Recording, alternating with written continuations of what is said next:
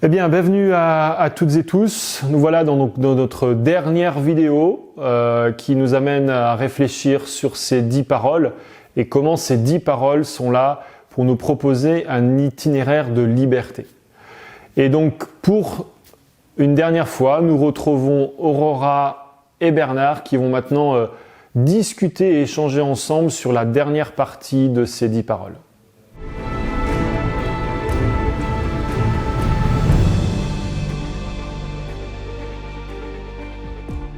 Bonjour Bernard. Bonjour Aurora. Tu as passé une bonne journée? Oui, tout à fait. Super.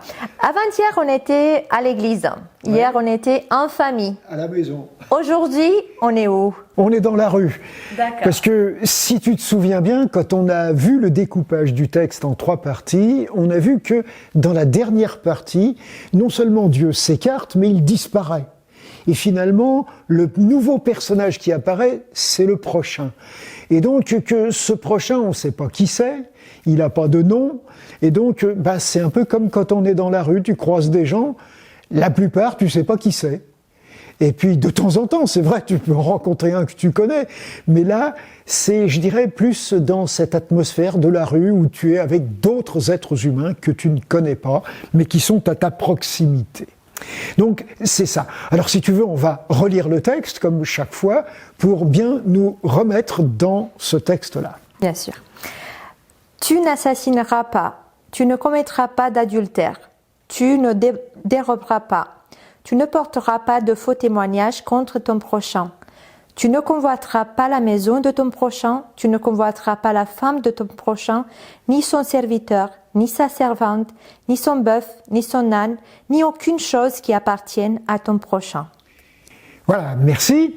Alors, si tu as remarqué, et effectivement, dans ce texte-là, on ne parle plus du tout de Dieu. Il n'est pas mentionné, il ne dit pas « je », on ne dit pas « il » à son propos, on ne dit plus rien. Donc, on est devant ce texte qu'on pourrait appeler de façon un peu titillante « athée, sans Dieu ». Maintenant, ce qui est intéressant aussi, c'est de remarquer que ce texte-là, eh bien, il a d'abord 3 paroles qui sont très très brèves. En hébreu, c'est juste 2 mots. Celui sur la vie, celui sur le couple et celui sur le vol. Donc c'est 3, c'est un peu comme des boulets, hein, c'est des choses qui sont très directes, très simples et qui sont à la fois donc des interdits, bien sûr, mais aussi des promesses.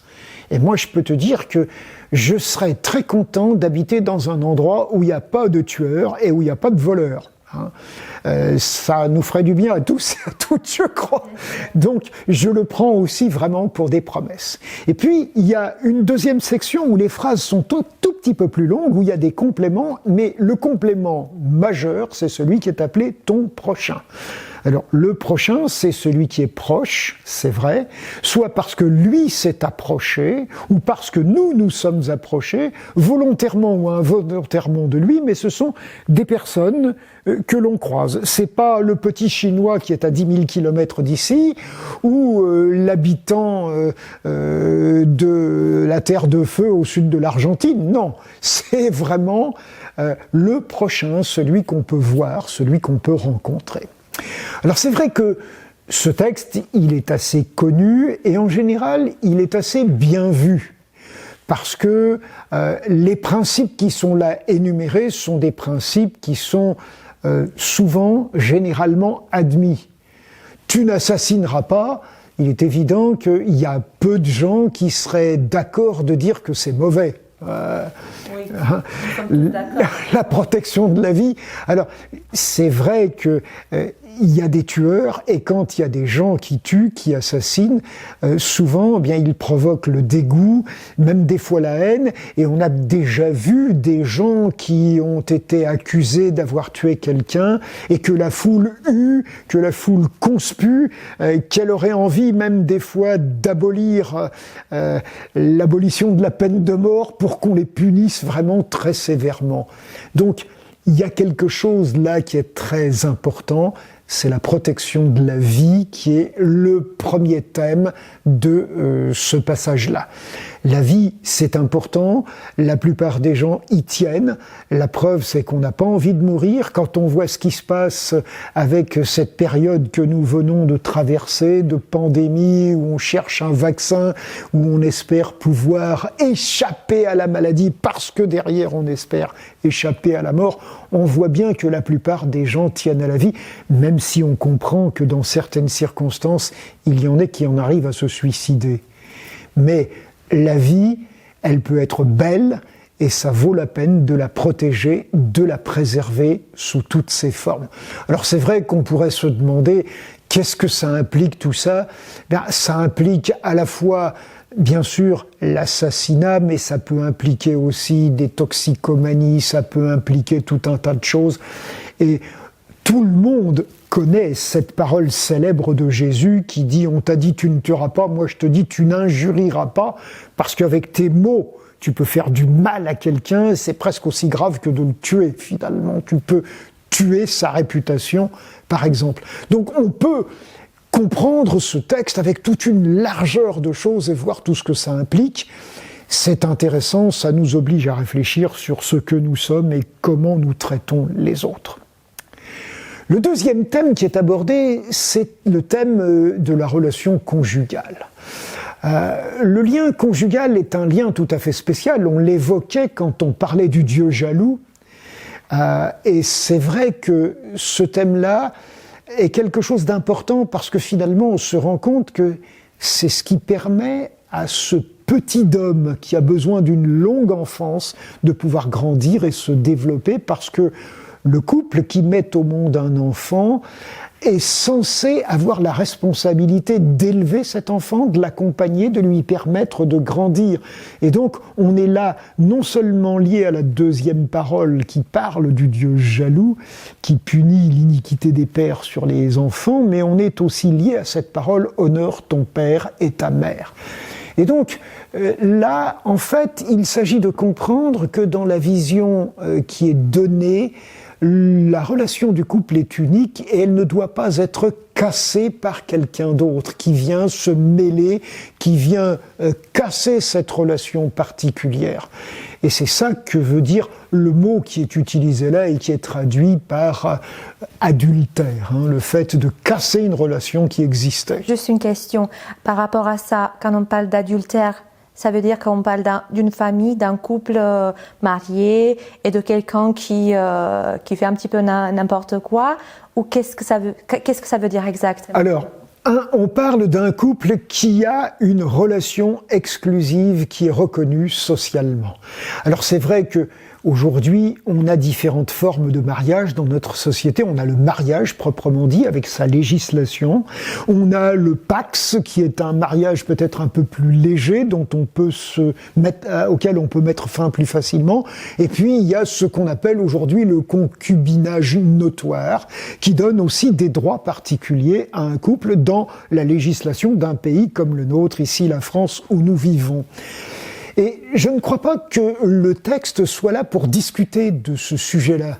À partir du moment où il y a entre un homme et une femme une liaison particulière et que cette liaison forme un lien qui est un lien où on est les deux ensemble, où on est solidaires et en particulier où on élève ensemble des enfants, c'est ce lien-là qu'il ne faut pas casser, qu'une tierce personne ne doit pas venir casser. Et on pourrait bien sûr discuter sur la valeur du mariage, du pax, etc., du concubinage, mais le texte est là pour protéger une relation qui existe déjà et qui est en train de nous dire que on n'est pas là pour casser la relation qui existe entre des êtres qui sont là. C'est-à-dire que l'être humain qui n'est pas en couple ou qui est avec un autre partenaire n'est pas là pour casser le couple des autres. Si on prend la troisième de ces paroles, je crois que c'est intéressant de se rendre compte qu'il défend la propriété.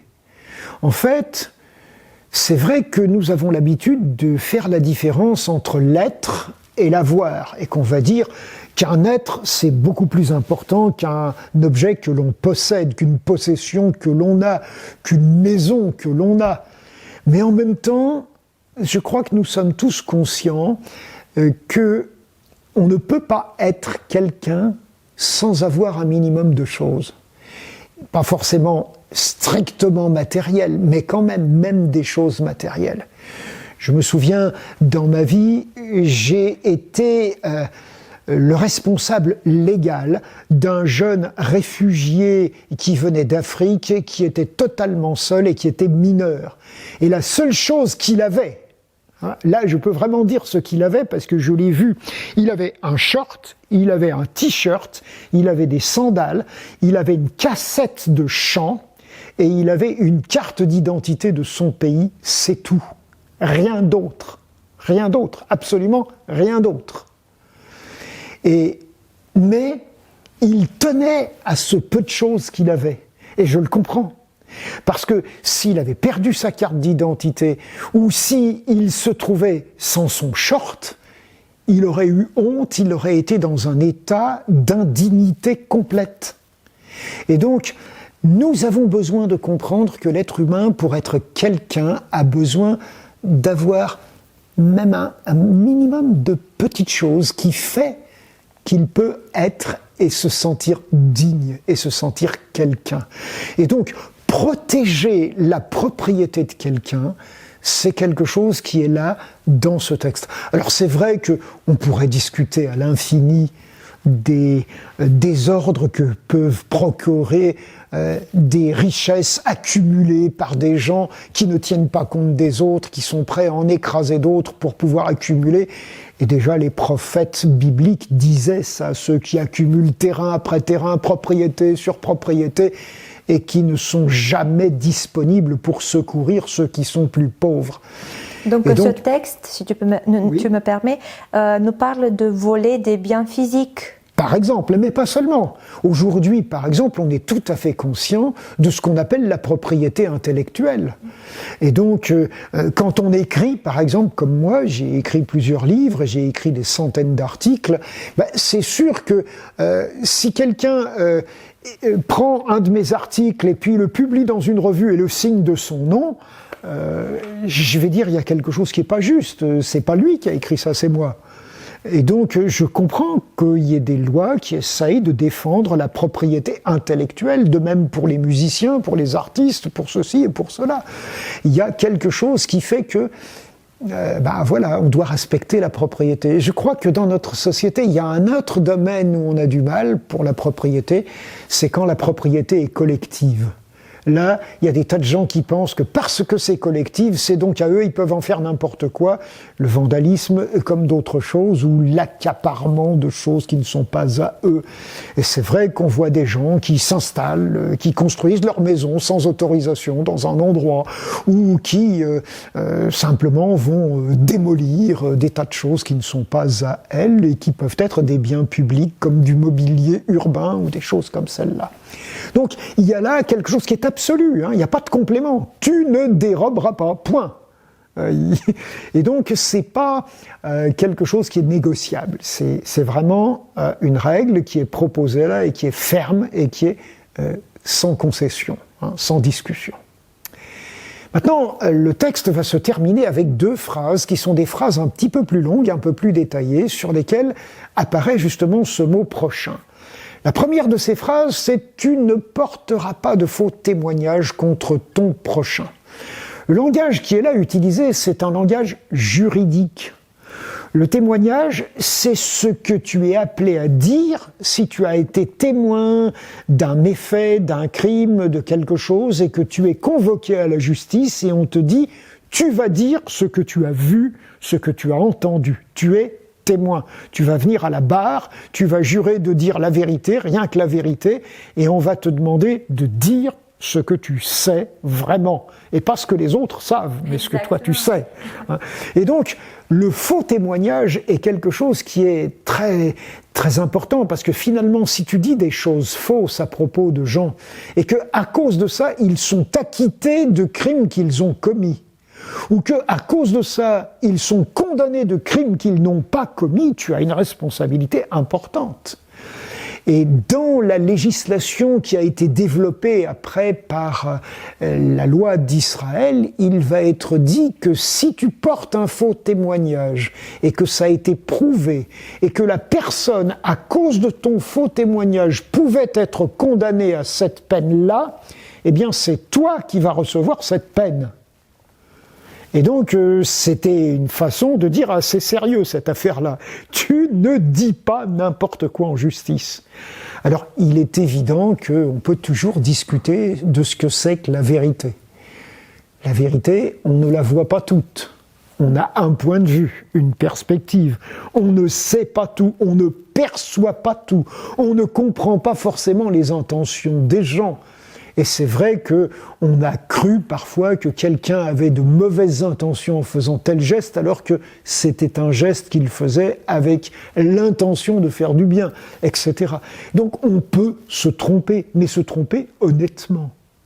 Et c'est vrai qu'on peut toujours discuter de la difficulté de pratiquer ce genre de commandement, mais en même temps, c'est vrai aussi qu'on peut être tout à fait heureux de se dire qu'un jour, il n'y aura que la vérité, pas de mensonge, pas de trahison, pas de mépris, pas de malfaisance verbale, de dénigrement, etc.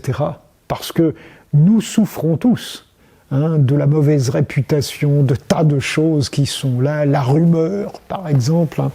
Il y a des artistes qui ont chanté ça de façon magnifique. Maintenant, c'est vrai que le texte va se terminer avec un texte qui est surprenant.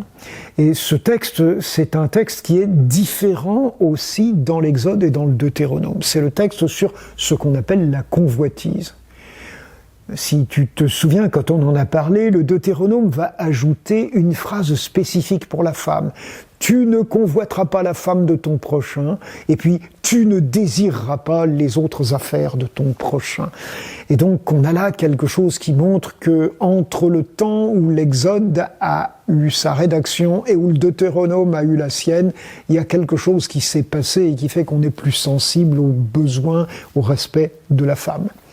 Et puis il y a un autre ajout qui est très intéressant pour la partie historique des choses, c'est « tu ne convoiteras pas le champ », alors que ce n'était pas du tout mentionné. Et donc on a davantage l'impression que le texte de l'Exode est plutôt pour un peuple nomade, qui se déplace, tandis que le texte du Deutéronome est plutôt pour un peuple qui est fixé dans une terre, qui cultive la terre, qui est devenu un peuple d'agriculteurs et pas seulement d'éleveurs nomades. Voilà. Et donc ces différences, elles sont là, mais c'est vrai que l'enjeu de ce texte, c'est vraiment la convoitise. Et il y a des tas de gens qui disent « mais ça, c'est le truc qui est impossible à faire ». Parce que convoiter, c'est pas forcément passer à l'acte. Hein? Si j'ai envie de ta voiture, tant que je la prends pas, ça te dérange pas forcément. De mal, non? Mais voilà. Alors comment est-ce qu'on fait pour ne pas convoiter? Et il y a des tas de gens qui disent ça, c'est un truc, c'est impossible. C'est trop demander à l'être humain de ne pas avoir envie de certaines choses qui peuvent lui faire envie. Et peut-être que, moi en tout cas, c'est un sujet sur lequel j'ai beaucoup réfléchi, parce que tu vois, moi, je suis le deuxième de ma fratrie. J'ai un frère aîné qui a de très bons yeux, et moi, j'ai toujours eu de très mauvais yeux. Et quand j'étais gamin, j'aurais bien eu envie d'avoir les yeux de mon frère. Et cette envie-là, elle me paraissait parfaitement légitime. Mais voilà, je ne les avais pas.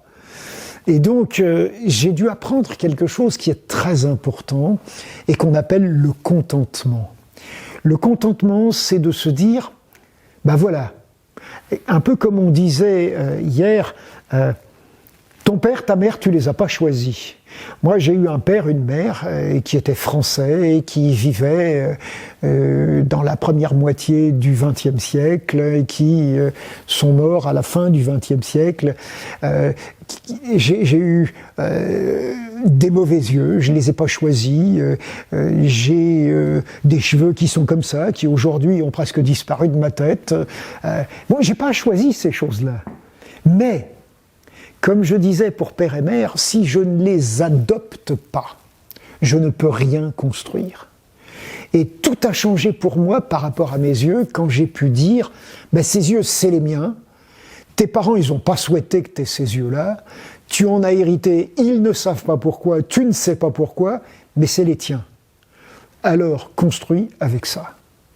Et avec ça, encouragé par mes parents, mais encouragé aussi par les instituteurs, les professeurs que j'ai eus à l'école, j'ai pu suivre une scolarité normale, alors que tous les médecins, les ophtalmos qui s'occupaient de mes yeux disaient que c'était impossible que j'aille à l'école normale parce que j'ai jamais pu voir sur un tableau dans une salle de classe.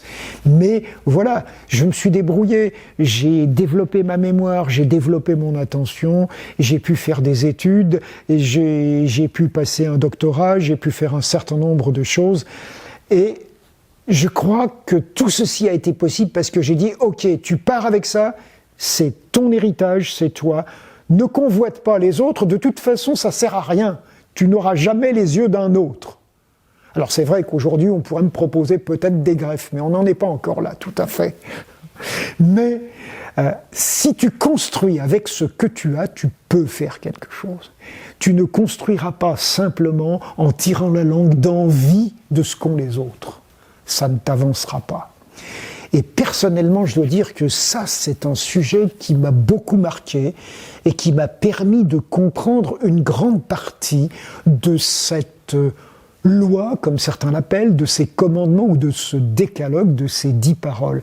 C'est là pour mon bien, c'est là pour m'aider à être libre. Et la liberté que j'ai acquise en sachant lire, en ayant une instruction, en acquérant un savoir, en cherchant à connaître, à comprendre tout un tas de choses, c'est une liberté que j'apprécie énormément et dont je suis reconnaissant.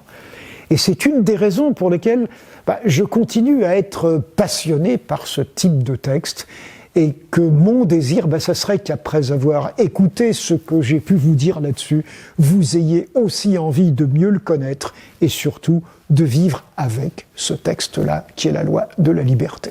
C'est vrai que c'est un texte vieux qu'on peut ou pas mettre à notre vie, mais je trouve que cette liberté et ce que vous venez de dire, qu'on soit content de chaque étape de notre vie, c'est un message très important qu'on puisse tous appliquer dans notre vie. Merci beaucoup et j'espère à une prochaine fois. Oui, merci Aurora. Eh bien, merci beaucoup pour Aurora et Bernard. Et tout de suite, nous retrouvons donc des questions posées par des jeunes et Bernard qui répondra pour aller encore plus loin dans le sens et dans la mise en pratique de ces 10 paroles. Comment peut-on accepter notre héritage culturel, intellectuel et physique de la part de nos parents lors d'une situation familiale complexe? C'est vrai que nous ne naissons pas tous égaux. Nous vivons dans des familles qui sont différentes et on peut dire que certains ont la chance, le privilège de naître dans des familles extrêmement belles, intéressantes, où le père et la mère s'entendent bien, où il y a une joie de vivre qui s'exprime. Par contre, il y en a d'autres qui sont dans des familles où peut-être il n'y a même pas l'un des deux parents, dans des familles qui connaissent de grandes difficultés et dans lesquelles on a du mal à s'entendre. Alors c'est vrai qu'on n'est pas tous égaux, mais de toute façon, tu n'as pas choisi ni ton père, ni ta mère, ni ton lieu, ni ta date de naissance. Tu n'y peux rien et tu ne pourras jamais changer ça. Alors si tu veux être heureux, tu as intérêt à les accepter et à construire avec ça. Parce que avec ce que tu as reçu sans l'avoir choisi, tu peux faire quelque chose et c'est ce que nous dit la 10e de ces 10 paroles. Et ça vaut la peine. Si tu ne crois pas qu'avec un patrimoine limité, tu peux vraiment faire quelque chose, alors va regarder les Jeux paralympiques et ce que font les handicapés. Et tu verras qu'avec peu, c'est possible de faire beaucoup. En quoi les 10 paroles sont-elles un texte libérateur ? C'est un texte libérateur d'abord parce que Dieu se présente comme le libérateur, que c'est lui qui a signé ce texte, que c'est lui qui l'a gravé de ses propres mains, et donc parce que c'est un texte qui t'invite à lui faire confiance en te disant qu'il a la possibilité, le pouvoir et le caractère de te libérer. Et puis bien évidemment, c'est un texte qui t'invite aussi à partager cette liberté avec les autres et à pas la garder pour toi. et si tu te sens libre, et si tu partages cette liberté avec les autres, tu verras que ce texte est vraiment un texte libérateur. Eh bien, merci beaucoup Bernard pour ces réponses qui nous invitent à poursuivre notre réflexion dans notre lecture autour de ces 10 paroles. Et tout de suite, pour terminer, et comme vous en avez pris l'habitude, on va vous proposer des défis en lien avec les versets que nous avons découverts aujourd'hui. Alors, je prends des cartes dans le jeu des 10 paroles pour les différentes catégories d'âge. Et donc, pour commencer, pour les plus de 3 ans, le défi en lien avec la parole « Tu ne voleras pas », prête un jouet pendant une journée. Ensuite, un défi pour les plus de 7 ans, en lien avec la parole sur la fidélité, sois fidèle, fais un petit cadeau à un ou une amie. Défi suivant pour les plus de 12 ans, liste 5 qualités de quelqu'un et dis-les lui. Ensuite, un défi pour les plus de 18 ans, en lien avec la parole sur le mensonge. Cette semaine sur Internet, ne partage que des infos dont tu as pu vérifier les sources. Et puis, dernier défi qui vous est proposé donc pour les plus de 35 ans, écris une parole d'encouragement à une personne que tu as critiquée.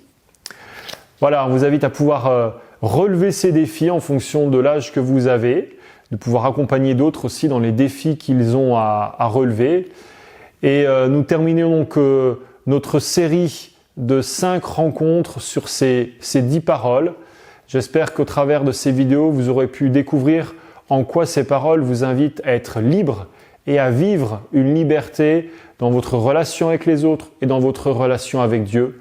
Et bien sûr, si vous voulez aller plus loin, vous pouvez continuer en lisant le livre écrit par Bernard Sauvagnat sur ces 10 paroles et puis jouer à mettre en pratique ces 10 paroles au travers du jeu de défis que l'on vous a présenté. À bientôt. Au revoir.